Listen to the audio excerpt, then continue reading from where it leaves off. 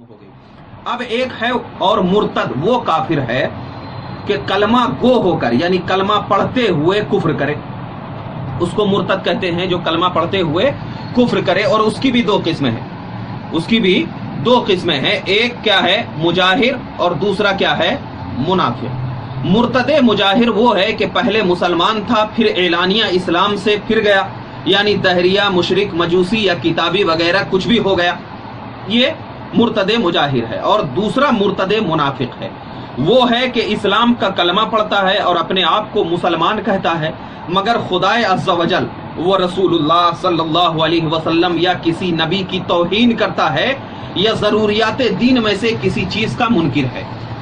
जैसे आजकल के वहाबी देवबंदी के इस्लाम का कलमा पढ़ते हैं और अपने आप को मुसलमान कहते हैं, मगर अपने अकायदे कुफरिया में, जैसे कि उनके कुफरी अकायद हिफ्जुल ईमान के सफ़ा नंबर 8 पे, तहज़ीरुन नास के सफ़ा नंबर 3, सफ़ा नंबर 14, सफ़ा नंबर 28 पे और बराहिन कातिया के सफ़ा नंबर 51 की पर उनके जो कुफरिया अकायद लिखे हुए हैं, तो इन कुफरिया अकायद के लिखने की बुनियाद पर वो मुर्तद हैं। और जैसा कि मक्का मुअज़्ज़मा, पाकिस्तान, मदीनतुल मुनव्वरा, हिंदुस्तान और तमाम दुनिया के बड़े बड़े उलमाए अहले सुन्नत ने और उन वहाबियों को क्या किया है, मुर्तद होने के बारे में बिल्कुल फतवा दिया है कि ये मुर्तद है।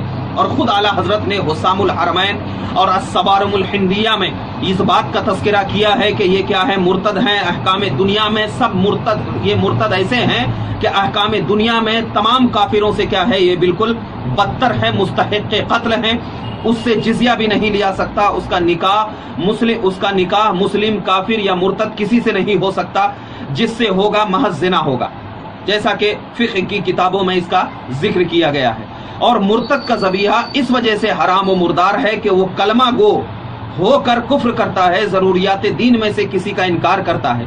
फिर अगर वो किताबी हो जाए और हो जाए कि उसका ज़बीहा मुर्दार है कि दीन इस्लाम को छोड़कर जिस दीन की तरफ वो चला गया, उस पर भी उसे साबित न माना जाएगा।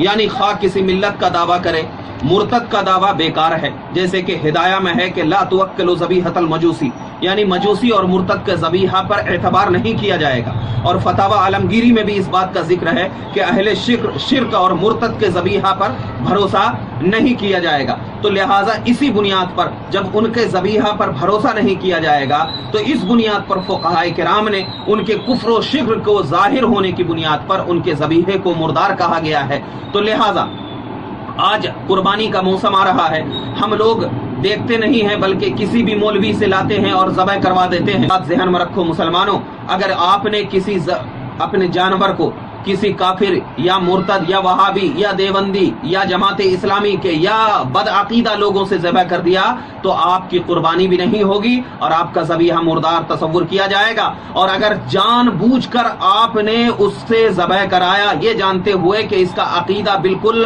क्या है, दुरुस्त नहीं है, इसका अकीदा बिल्कुल बेकार है, इसका अकीदा बिल्कुल कुफ्र और शिर्क वाला है, तो अगर जानबूझकर आपने उससे ज़बह कराया तो वो ज़बीहा तो मुर्दार है। और ज़बह कराने के बाद आपने अगर अगर उस जानवर का गोश्त किसी मुसलमान को खिलाया, तो वो जानते हुए तो अब आप उसमें क्या है, काफिरों मुशरिक भी हो जाएंगे, क्योंकि मुर्दार गोश्त का खिलाना किसी मुसलमान को ये हराम और नाजायज है। तो लिहाजा हम तमाम को चाहिए कि हम इस बात का ख्याल रखें कि अपने जानवर को ऐसे लोगों से ज़बह कराएं जो लोग के बिल्कुल अकायद में पक्के हो, अकायद में सच्चे हो। वल्लाहु आलम व रसूलु आलम।